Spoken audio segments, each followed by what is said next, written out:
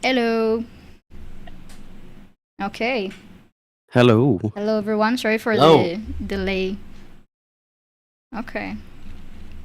Can everyone hear us? Is everything all right? Just checking. The chat will let us know soon enough, but I'm excited Yeah. to be here today. Hell yeah. Okay. Okay. So, hello everyone. Welcome to the stream. This is the August dev stream of Book of Spirits. I'm really excited. So, I'll introduce myself. Aviad and Rafael will introduce themselves later. I already introduced them now. I am Shay. I'm the community manager of the Beyond the Screen studio. And yeah, that's pretty much it. Yeah. Just verifying because I'm not sure I know people can hear us, but I'm not sure they can see us. Oh, yeah. True. Transition. We should definitely do something about that. Otherwise, how they'll see they'll see all of y'all's pretty faces. Yeah. Exactly. So, yeah, I'm Shay. This is Aviad. Aviad. Izai. Hello, everyone. Hi. So Shay, what do we have in the works today? What's the plan? Okay. First of all, yeah. Do you want to introduce yourself? Sure. My name is Aviad. I'm the lead designer of Beyond the Screen Studio and the generally also lead designer of Book of Spirits, which some of you already know. And if you don't know Book of Spirits, then it's a really cool new D&D 5e supplement that brings the Spirit Realm into 5th edition. And we are here to talk about the newest developments of everything that we have created. But that will soon be a thing. But now other people will introduce themselves as well. Okay. Yeah. Okay, Rafael. So I'm Rafael. I'm one of the newest designers here at Beyond the Screen, and I was the person who annoyed Aviad enough for him to introduce the Empath as the Kickstarter reward, and somehow we got it. And yeah, now we're here talking about the Empath, talking about the Book of Spirits, and I have the pleasure of being able to work here and spread all these amazing thoughts about the book and everything we're working on with you guys. Oh yeah. Okay. So, Viad, you asked what we will be talking about today. So, first of all, what we talked about during the previous stream is the conduit class and the new subclass that we got, Code of the Furnace, which is really cool. And also we talked about the spirit realm. We talked about how you cross the veil to the Everlast. We talked about a bunch of things, structure of the book, how what's in every chapter, and what we'll see next.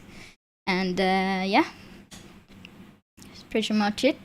And during this one, we'll talk about the new subclass for the wizard. It's called the Cernomancy. So it's really nice. Yeah, I'm excited about it. And we'll talk about the resonance system, which is a symbiotic mechanic. Aviad, do you want to explain about it? It's just... Yeah, sure, certainly. We actually kind of planned on talking about this on the last stream, but we didn't quite get to that. Yeah. So I'm glad that we are able to do some catch up now. Although we have so much in store, so it'll be we'll just be brief, but answer of course any questions you might have in the chat. So let's talk about Cernomancy. What does it mean? What is a Cernomancer? So Cernomancy stems from the words cerno, which is Latin, I think, for a Latin word which means which is the predecessor of the word discern, but also means to sift, as if you would go and search for gold in the river.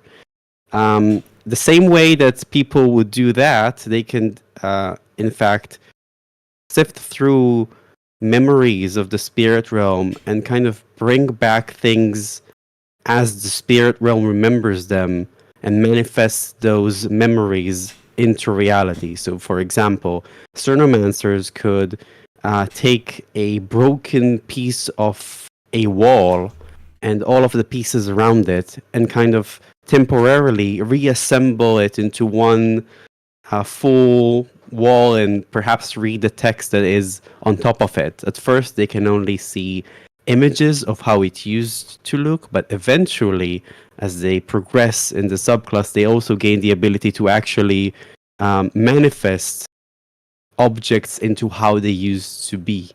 So you can think about perhaps a fallen bridge that they can reassemble so they can cross and maybe then disassemble it as the foes try to chase them across. You can think about many interesting uses for this ability, but this is like kind of the main thought behind this design, giving them the ability to kind of tap into recollections of the spirit realm and manifest them. We wouldn't go through all of the abilities because it's quite a lot, but I'll try to summarize it very briefly.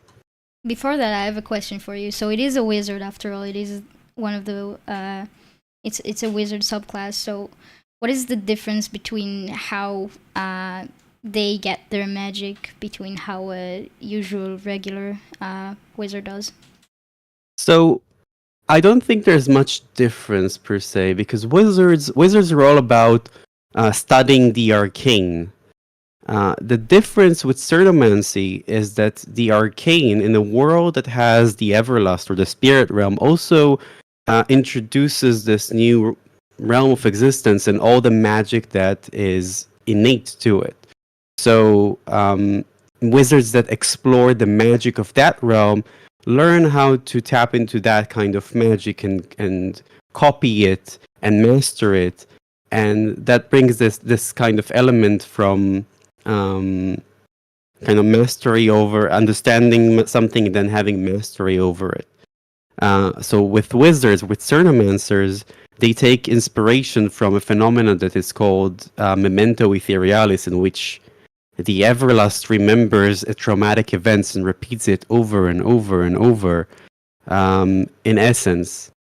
And then people who go into the Everlast and perceive this thing see history repeating itself. Cernomancers have kind of learned how that happens and have also figured out how to reproduce it on their own terms. So that is the core magic that Cernomancers tap into. Yeah, it reminds me of what we talked about during the last stream, that things that happen in the Everlast, in the spirit realm, when you are in the spirit realm, you can just see events that just repeatedly happen. So this is kind of like taking that and creating it yourself or using it to your advantage. Yep, absolutely. And like I mentioned, there are so many amazing uses for it. But let's dive into some of the mechanics for the class, because those are very interesting.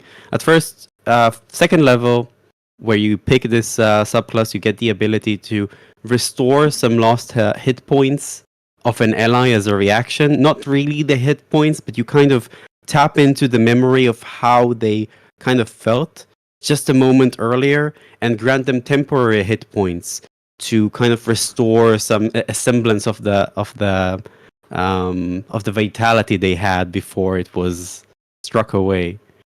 Then that's the first ability you get at second level. You get another ability at second level, which is the first kind of Cernomancy, peering through time, if you will. So you can kind of pull the strands of memory around objects and create an illusion of how that object used to look like. So it's more of a it's a great way to learn about a place you're reaching. It's a great way to see, for example, a fallen statue, how it used to look like, perhaps what happened here, how this room looked like before this disaster happened. It's in some ways it's a fluff ability, but it can also be used to learn information, which is something that we want to provide wizards with, something that is not just more abilities, because they already have so much they can do with spells, right? This is more of a fluff, but also useful ability if the GM wants to provide information through that. At 6th level, they get the ability to manifest whatever memory they have of an object that they find. So not that they have, that the Everlast has of an object that they touch. So if earlier it was just an illusion, now they can actually take a broken key or a remnants of a rusted key and turn it into the intricate thing it was before and even use it. This magic cannot actually restore magic items, but it is possible to have the same functionality the original item had. It's also really great to work in the other way around. So you can take an item that was recently created and then unmake it because the Everlast remembers a time before it was made. So like mentioned earlier with the bridge that is toppling example, it's a really fun one. You can maybe even cause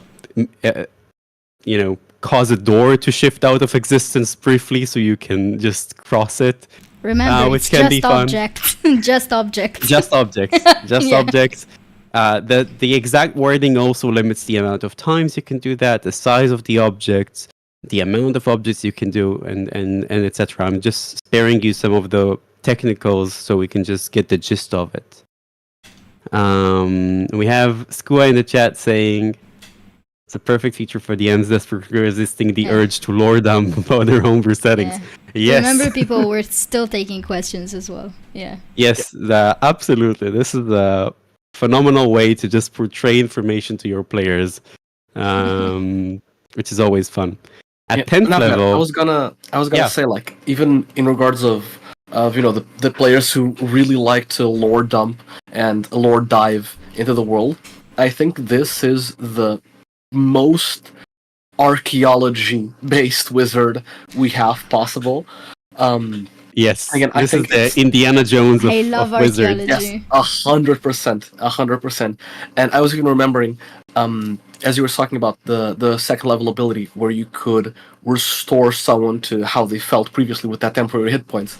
And I was imagining, since we were mixing again the more organic spells and inorganic spells, even again, if you're playing like with a Warforged ally, you could reflavor it as, oh, someone knocked a critical hit and he's dented all over. You just repurpose him as he was before he was dented, like actual physical manifestation, and instead of just that mental capacity, which again is a lot of flavor that you can bring into the class depending on the setting itself that you end up putting it in. Absolutely. That's a very cool way to use that. Next up, we have the 10th level feature, which is called Spell Capture. It essentially allows the wizard to capture a memory of a spell that they see so that they can later use it themselves. And then they can cast the spell later, assuming they have a slot of available slot, using their own spellcasting ability, save DC, any spell components that the spell needs, they also need to have. But otherwise, they can cast spells from another spell list. They can copy a cleric spell. They can copy a druid spell, and that's just fun to have. Of course, it is limited. You can only cast a spell this way once per day, once per long rest. But it really gives them a nice taste of other casters' abilities and gives them the edge that this is I think the most powerful mechanically wise in combat ability that they have, and I think it can do some pretty impressive stuff. Finally, a wizard can cast Searing Smite. It's their dream, basically. Yes, or raise dead, or revivify, or I don't know, whatever you want. You can cast what's a fun druid spell? Reincarnate. Oh, With Reincarnate. swapping the body. Good berry. That's a The fun only spell. important one. You can cast Goodberry. Yes. Yes. Again, I keeping see. with the archaeology team, they're all made of stone. Woodbury is level 10, yes. I see we have a question about the size limit. I guess that was for the manifest memory, 6th level ability. So at first, the size limit is a large or smaller object, or a a large section of a larger object. So you can change just a part of the, say, shipwreck to how it used to be, even though the ship is probably huge or gargantuan. When you reach 10th level, you can actually affect huge objects as well. So huge objects would be like small bridges, hovels, and stuff like that. Nothing too terribly big. You can't bring back an entire castle with this feature, but it can still do some pretty cool stuff. And the last ability, which is really nice and also somewhat flavorful, but also gives you some nice mechanical benefits, is called Echoes of Grandeur.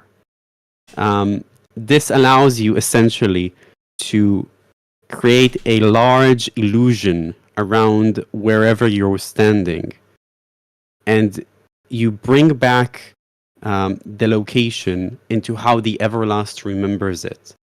So to the last meaningful event or emotionally charged events that happened here, or if you maybe know which event you want to bring the time back to, you can also try and relive that moment.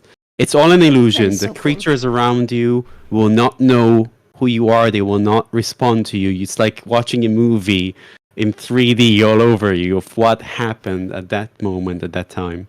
It reminds me of Elder Scrolls. Does it? Yeah, it Nice. does. That's always a good sign, isn't it? Sure. But the trick is, you can actually choose one creature, one illusory creature in this area, and you can grant it a semblance of the sapience it had. So you almost reawaken it, tapping into how the Everlast remembers it, and then asking it some questions before it fades back into the illusion. It's the creature is not compelled to That is tell so you the cool. truth, however. So you have to be smart about what you ask and who you're asking. But yeah, that's the capstone ability of that wizard. I think we should, unless there's any questions, I think we should move on because we have so much more to talk Yeah, we about. should. Yes, we do. Yes. All right. Let's now talk about the resonance system. Also, I will say we will talk about the Empath, and we will talk about the September playtest. I forgot to say it in the beginning, but those are things I'm very, very excited to talk about, and I've been waiting for this for a really long time. Okay. Resonance system. So, Yes. the resonance system is a symbiotic mechanic. Yes, it is. I love saying that. That's the slogan. We were keeping with that. That's it. That's it, folks. That's everything. So I think we also have this nice kindled, stifled, regular. Yeah, Your spirit? something messed up in the OBS. It moved something, so I need to fix that. But All right, so I'll just talk about resonance for a bit. Exactly. So resonance is our take, is a new mechanic.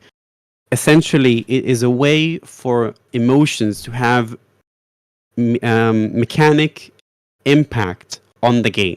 We want players to think with emotions even in combat.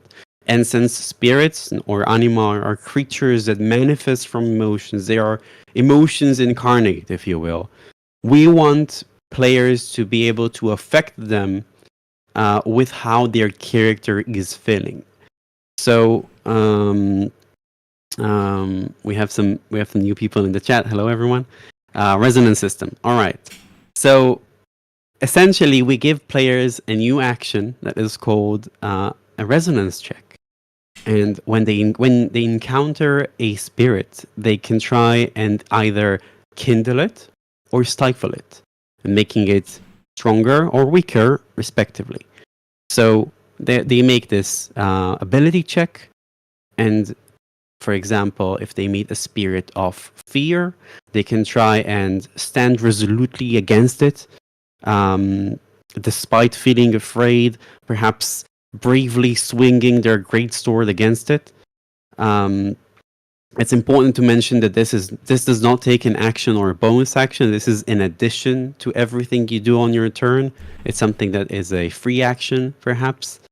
And then, as they describe what they're doing and resolving their abilities, then they then say, "I try to kindle the spirit," or in this instance, stifle the spirit, because we're trying to weaken a spirit of fear by being courageous.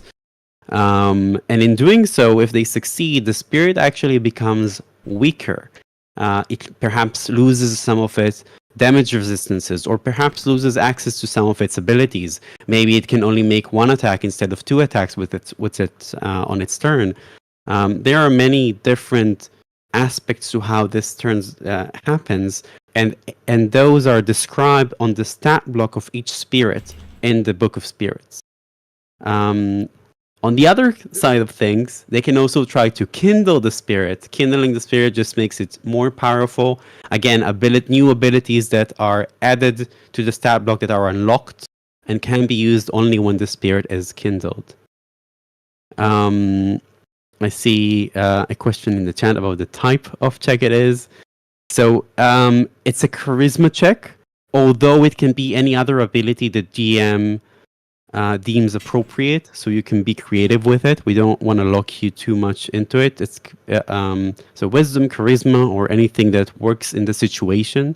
The DC is 8 plus the spirit's proficiency plus the spirit's charisma modifier. So it's a fairly difficult DC, but soon we'll see that there's a way for the characters to actually improve their chances of success. Now, it was very important to us that people will not simply spam resonance checks, so you are limited by how often you can do that. Once per rest, essentially. Although, if you roll a 1 on a d20, So you now it's regain working. that use early. What is Now it's working? It did a thing. It didn't show me the studio thing. Now I have to fix it again.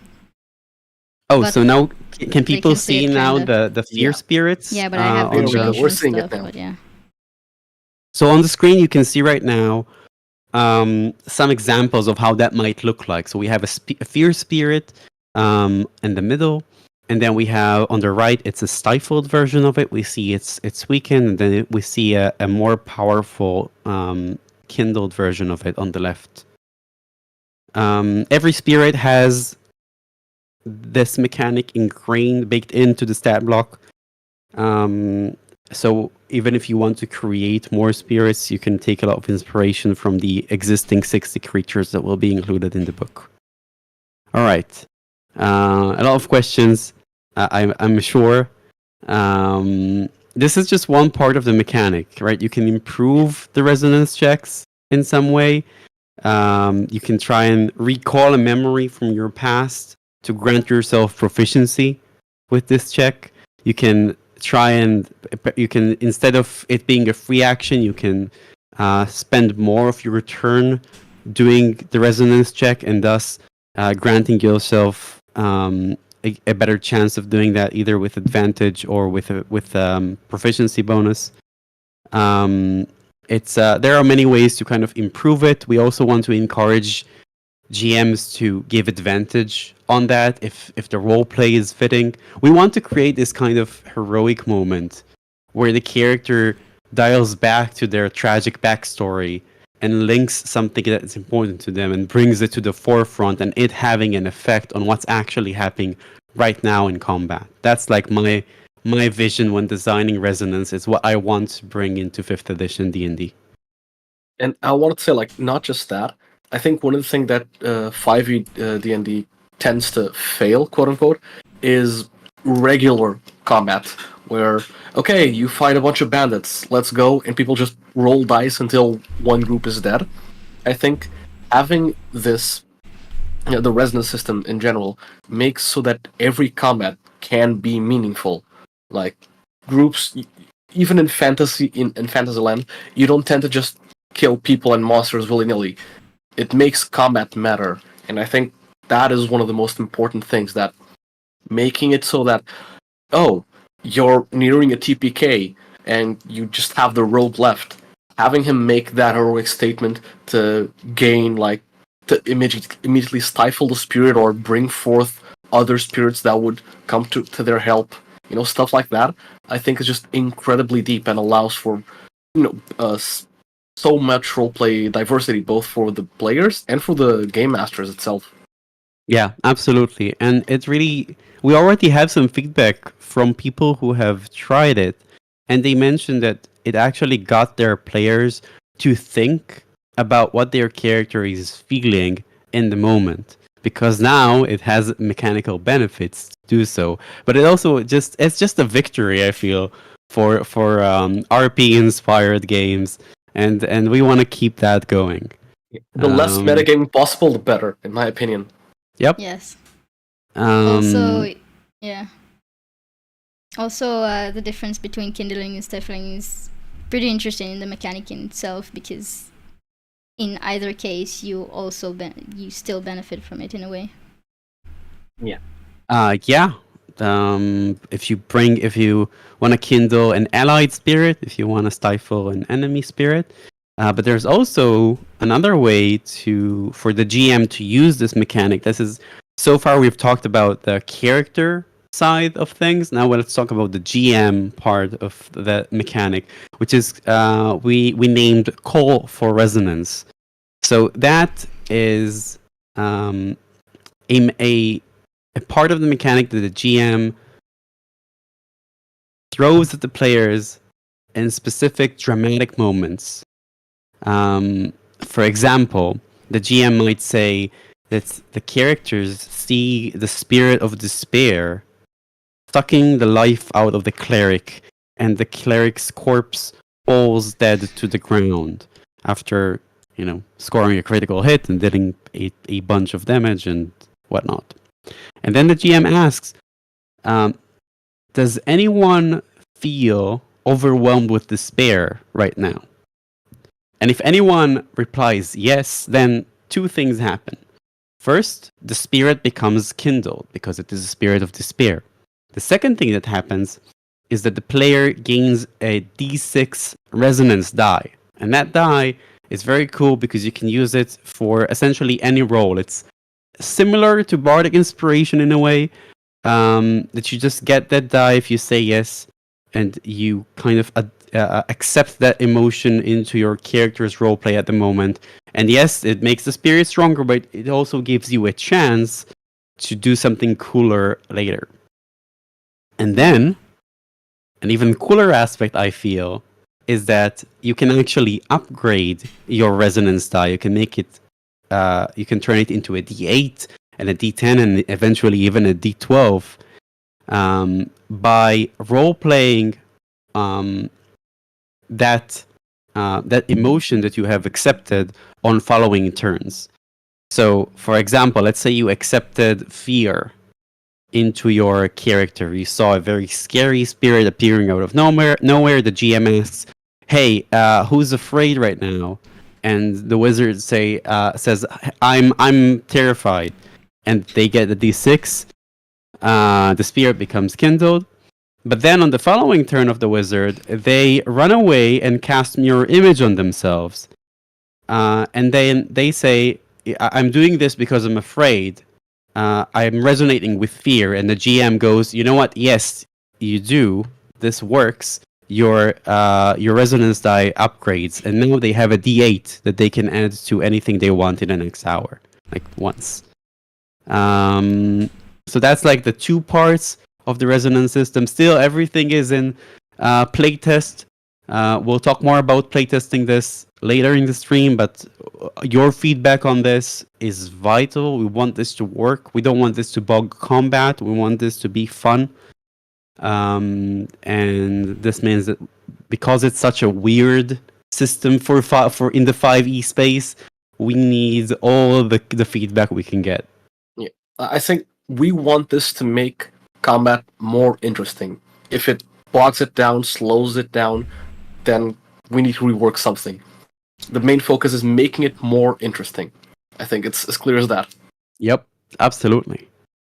And yeah, and I feel like that's a big part of the Book of Spirits. It meshes very well with everything else you will see in the book. So if you are excited about bringing the spirit realm into your 5e settings, this mechanic is going to fit just perfectly with everything else you'll bring from the Book of Spirits. Okay, let's move on to Yeah. the next thing. Let's talk about the empath.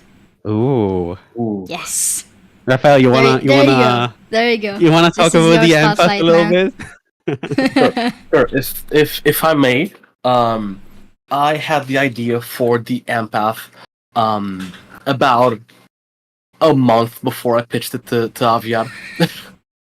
Classic. And my main focus with it was, again, as I was looking through all the classes on the player's handbook and the artificer, I was thinking, why isn't the bard, for example, why isn't the druid, why isn't the cleric, why don't these more supportive classes have that much of an emphasis on actual support? Every one of them has a little bit of a middling range of everything where they can support. But if you want to make them, for example, a full damage dealer, or a healer, or a mix of both, or even like a glass cannon, you can. And I wanted to see if we could try and make something that is a full support, something that doesn't deal damage, but is the best at what it does, and that is being a supportive character. And that was the main focus. We created a class that practically deals no damage.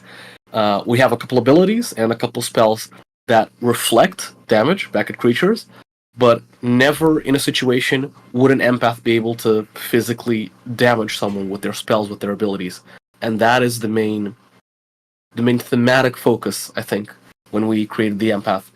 And Aviad, do you want us to share a bit of the subclasses, just to share a bit more of the general themes of it, or? I think it would be best to share some of its core features first. Sure thing.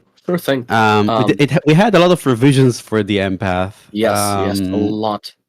In the past month or so, and I feel much better about the latest design. And of course, we'll take it to playtesting next month with all of you. So if you're listening to us now, just know next month you'll get the draft, everything, all of the mechanics available to you.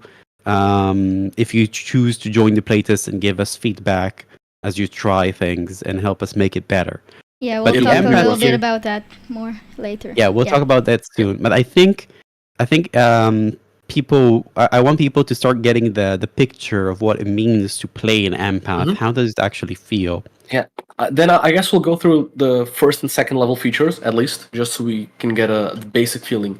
And the first level feature, which is so interesting, is the empathic link. Basically, you, as a bonus action, can create a link with a creature you can see within 30 feet, and while that link is active, you can choose one of two effects: bolster or distract. And if you bolster, whenever the target makes an attack roll, you can use your reaction and add an empathic link die, which currently is a d4 the result. It's a die that scales with your level. And you can distract, which is whenever they make an attack roll, you can use your reaction to subtract a d4 or an empathic die for the result. Yes. Whenever you use this reaction, they can actually make a wisdom saving throw and attempt to break the link.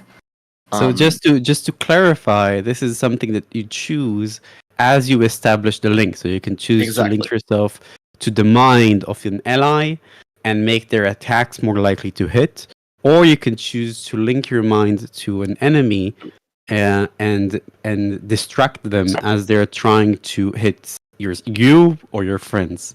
Yeah, exactly.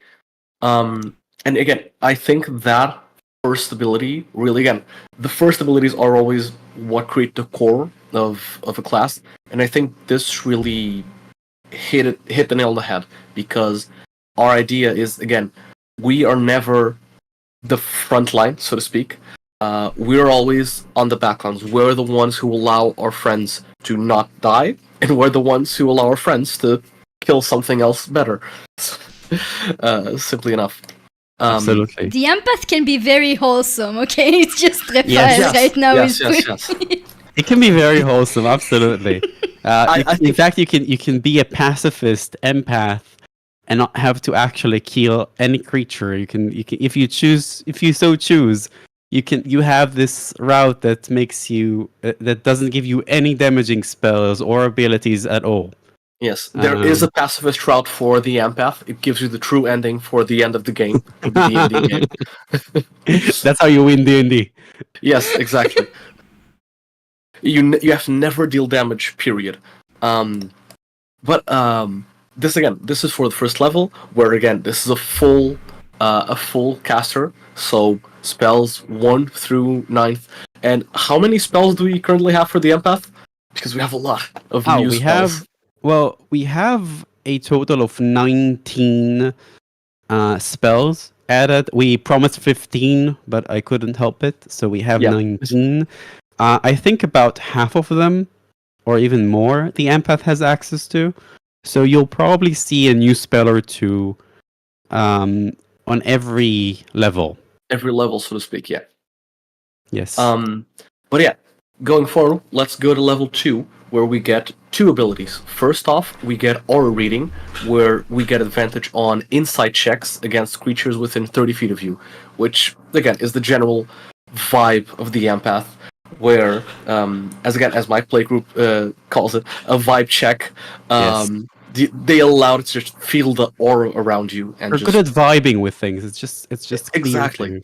Exactly. It's like a wave of energy around you, and you just feel if something's off more easily, which again is fitting to the empath, and it's just great.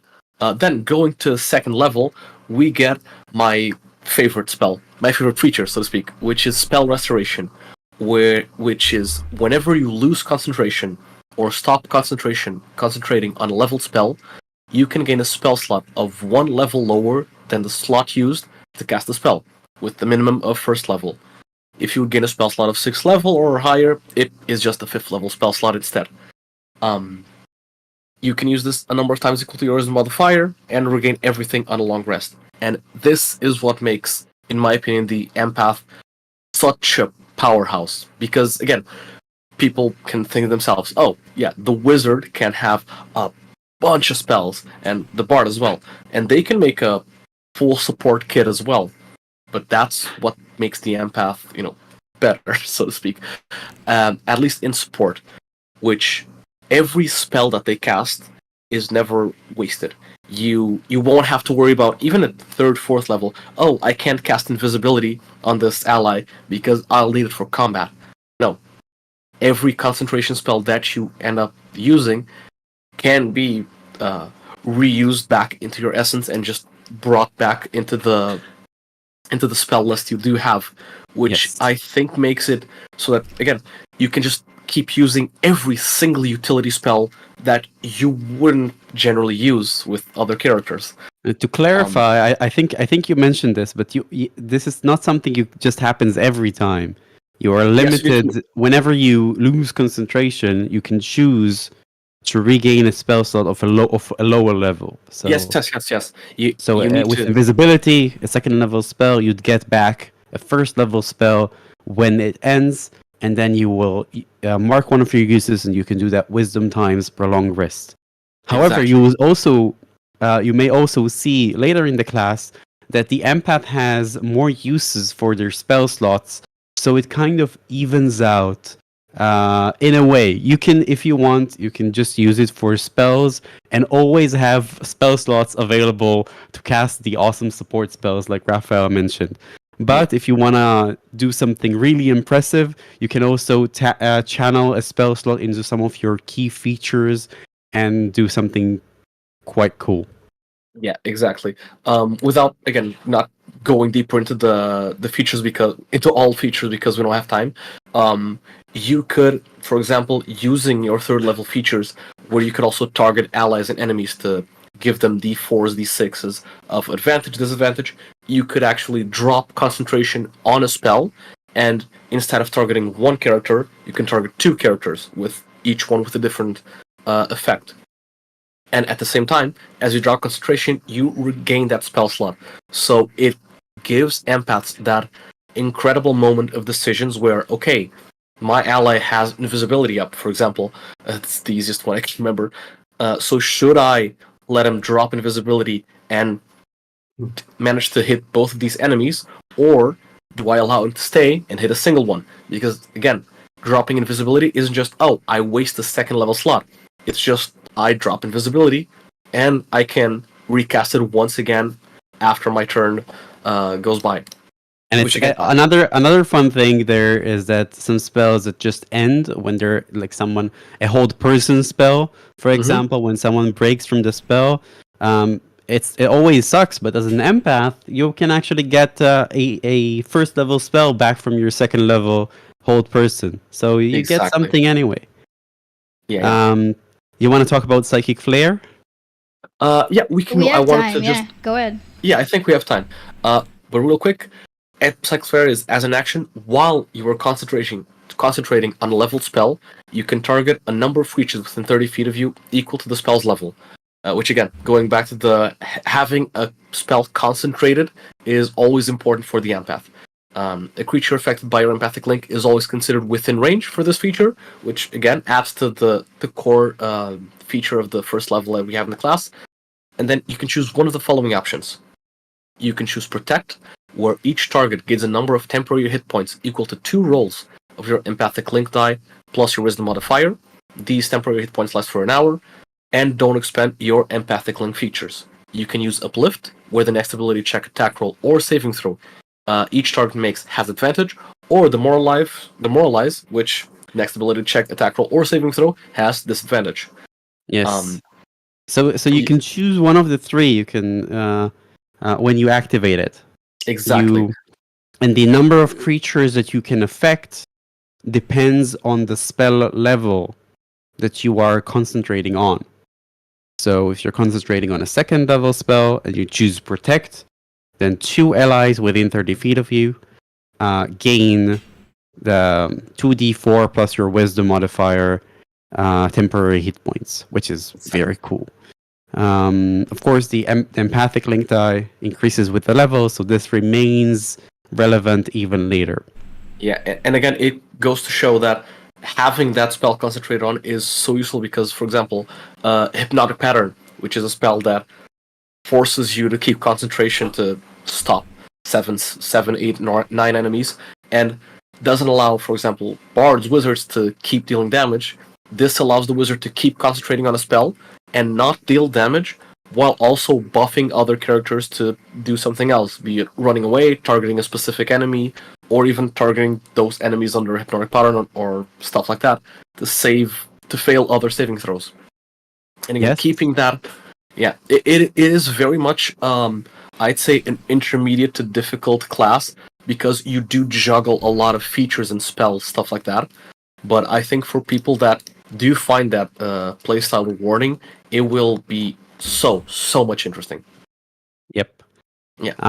And I think we can just give a few words about subclasses because we do need to move on to the to talk about the playtesting. Everything else, of course. Yeah, I just wanted to have a quick overview so people get a taste of the empathic archetypes we have.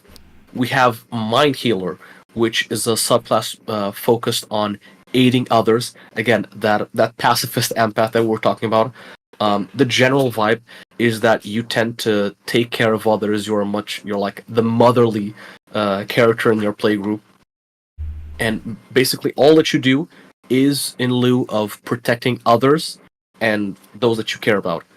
Then we have the Interrogator, which is kind of the polar opposite, so to speak, where you tend to again, it's kind of like the Inquisitive Rogue is, I think, the first comparison people might make, where you have this aura to you, where you just terrify others, and you can just drill into their psyche to make them fall to their knees. Which again, spells like Hold Person, Overpower, just the general command of kneel, stuff like that. And then finally, we have percipient, where it is the more glamorous, I'd say, subclass. Subtle. Manipulator. Manipulator. Yes, exactly. Which is much more based on playing around to your charismatic strengths. And again, this is a wisdom-based class. We do have a much more charisma-based effects that would kind of tie into this, where you can alter people's perception. You can just stupefy them with your spells and with your features. And again, it's a much more versatile subclass, not as much of a focus as the previous two. And currently, that's the 3 subclass that we do have. Yes. Okay. I have a question for you before we go into talking about the playtest. So, yeah, it's a new class and everything, but how does it relate to spirits? How does an empath come to its power? That's a great question. Yeah, Aviad, do you want to take this one? Because I think you are much more focused on the... Again, since you created the world and whatnot, I think you might be a bit more fit to answer that one. So we kind of, I was kind of thinking about this when we pitched the empath and we started working on this. I was thinking, how do we actually tie this to spirits? So the empath obviously works with emotions, right? They feel what others are feeling. They can channel what they feel into others, so they can scare others if they can feel scared for a moment. So that, in a sense, they are already working with emotions. But we wanted to take it a step further. So I've created this innate connection into this concept that is called the collaborative collective consciousness. So this is essentially the Everlast, the spirit realm. It has every memory and every emotion ever felt somewhere in that realm. But you can also think about it as what the sentient world remembers or knows about itself, what it thinks, what are the connections between things, between peoples, between nations. You can imagine this intricate web of connections throughout the realm. And empaths have the ability to not only witness this connection and see how one person is connected to another and how everyone has this a basic connection to others. They can also tap into it. They can change it. This is part of their powers. But they also feel connected to this consciousness and perhaps find a purpose for their powers in maybe healing it, preserving it, breaking it, shaping it. Maybe they just don't think it's their place. Maybe it's just a playground for them, but they are aware of it. So this gives the empath a more broad kind of outlook on the setting and the places that they go to. They might actually feel the oppression of a city that they enter because many people feel they are downtrodden and are taken advantage of. The empath could actually feel the city's oppression. And that's part of the collective consciousness kind of vibe that we were going for, very much with the spirit realm. Spirits are very much connected to this idea, because in a place where people feel oppressed, for example, you'll have all of the spirits that are relevant to that. So you'll have spirits of hatred, spirits of fear, spirits of all kinds of the disgust or hate, like all kinds of collateral emotions. So yeah, that's how we kind of tied it in, if that makes sense. I kind of rambled there, but I hope it was... No, it was perfect. That actually brings us back to playtest, yeah? Because it was a great ramble. Yeah, segue. Playtest! So, yeah. Let's playtest stuff, guys. Let's do it. So seeing an empath in a situation with other spirits and fighting and all of that, that's something that I really want to see. That's something that we will see in next month's playtest. The playtest will start next month, during September, but it will go on to about 2 to 3 months. So it will go into November. Mhm. And also, what you'll have there is you'll have the Empath, you'll have the Conduit, including the new subclass. You'll have the Resonance system with rules clarification. We playtested the Resonance system before, but now it's a bit more closer to being finished. It's more streamlined. We still want yeah. a lot of feedback from you guys because Less crunchy, more Um, flowy. there's only so much we can test on our own. We have our own play style, and we want to make sure it works for every table out there. So the more people we can get on this, the better the outcome we'll have eventually. Yeah. So we're very passionate about getting a lot of people. So if you're listening to this, if you're watching this, please consider joining the playtest. Please tell your friends about it and bring them in to test it. If you're a player, ask your DM to join us as well. So let's talk about a bit about how we kind of expect it to go, because again, it's not yet finalized, but we think it's going to look like something along these lines. Anyone who wants to participate in the playtest will enter into a Google form, and they will receive into their email all of the playtest material, as well as an adventure that they can use to run this, to try it out. The adventure, we are not yet certain if it's going to be one of just our existing adventures, because we have several adventures that may work for this. We are not playtesting the adventure, mind you, but you can take the adventure and run it and add the empath and the conduit and resonance to make it interesting. Then we'll introduce another survey after a while, in which we'll send anyone who joined the playtest the survey and ask you a lot of questions about your experience with anything that you have actually tried. If you've tried the empath, questions about that, with the conduit, about the resonance system. We will also have a lot of chatter happening on Discord. We'll have dedicated channels for the conduit, which I think already exists, for the empath, and for resonance.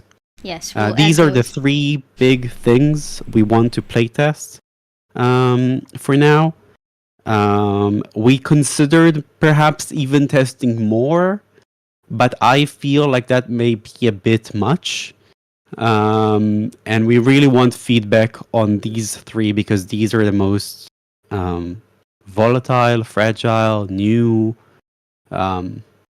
weird. Classes tend to be very difficult to design. There's a lot of thinking going into it, a lot of balancing, and we spent a lot of time comparing it. We have some experience with designing previous stuff, but it's always good to have people actually take the stuff to their home and give it a shot. Yeah. Fine-tuning it is, I think, the hardest part, because making it the core of something, the general layout is easy, but just actually making it usable in most parameters, in most campaigns, making it fun in most campaigns to most players, that is where it gets really hard. That's why Wizard still hasn't done a good Ranger, you know? That's, I think, the general. That's always funny. What a dish. This joke never gets old. Yeah. I mean, they try to make a better Ranger. I think it's better than We'll it used to be, but it still has probably some work to go through. Is there anything else on the playtest that I forgot, Shay? No, but do join the Discord. Yes, there should be probably a link. Yes, there is a link in the description. Join the Discord community so we can talk about this. Yeah, we'll also send in the new channels once the playtest is out. We will send in the Empath, Conduit, and Resonance channels also the playtest material. So we're making sure you're not missing this. Yeah.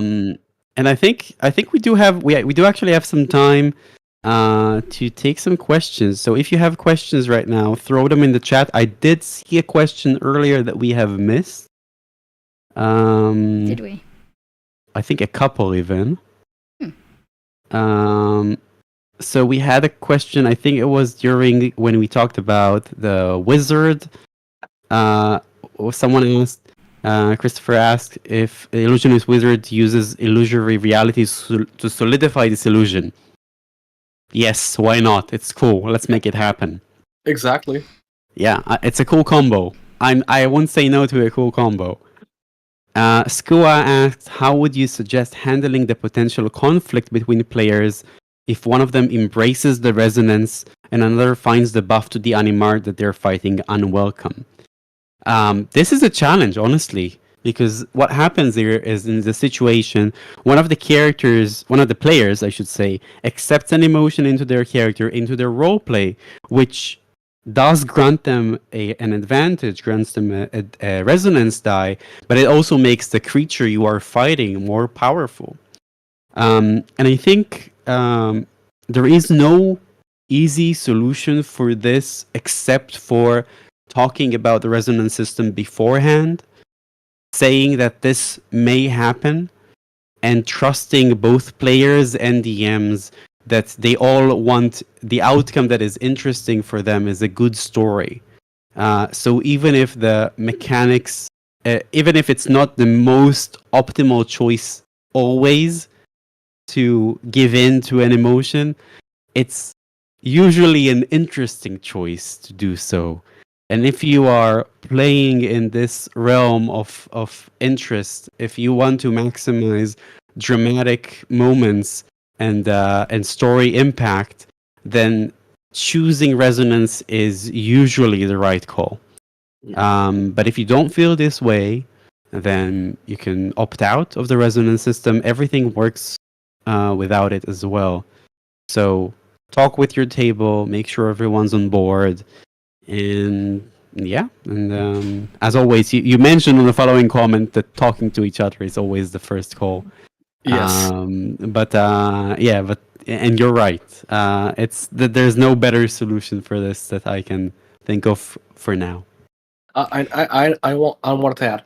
I think the only way that they'd find that unwelcome would end up being tables that are leaning more on the side of heavy strategy players, because I think seeing your colleague, your ally, finding something so traumatic that they end up kindling again at the spare animal or something like that, it's weird because again, even if you're a barbarian who's by most accounts tend to be fearless, those while the player itself can be like, the fight is harder now, the character itself should see, oh no, this is really bad because my ally, my friend, really struck a nerve with this. And I think this just gives so much room for roleplay, while again, it can be a bit of a hassle for metagamers and for more strategy oriented players. But I think those players are already tuned out during this part and don't want to focus on that during combat. So I don't think it will end up being as much of a problem as people imagine it could be. I hope not, and I hope that you tell us if it does become a problem, because Yes, we please want do. to make this as fun for as many for many as people as possible. This sentence did not end as I thought it would. Anyway, Very smooth. Before we Smooth. end the stream.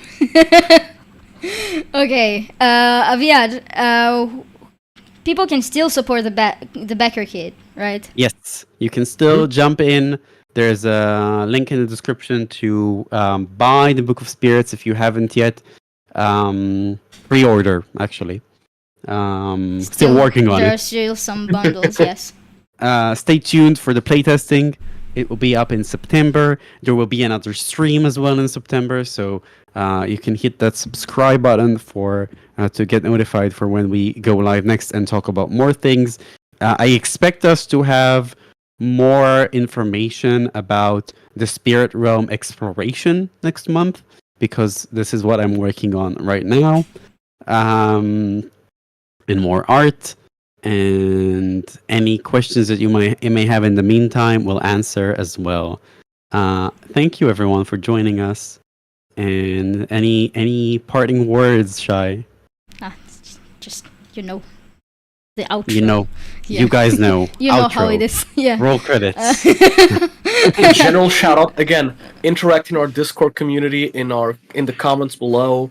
Go check our Patreon. We've been publishing like crazy for the last couple weeks. Go check our Instagram, our Facebook. Tweet something at us. Send us a pigeon with email cast sending on Raphael. That's animal cruelty. Write something in the sky. I might see it. Okay. Thank you everybody for joining us. We'll see you beyond the screen. Bye. Bye. Bye-bye.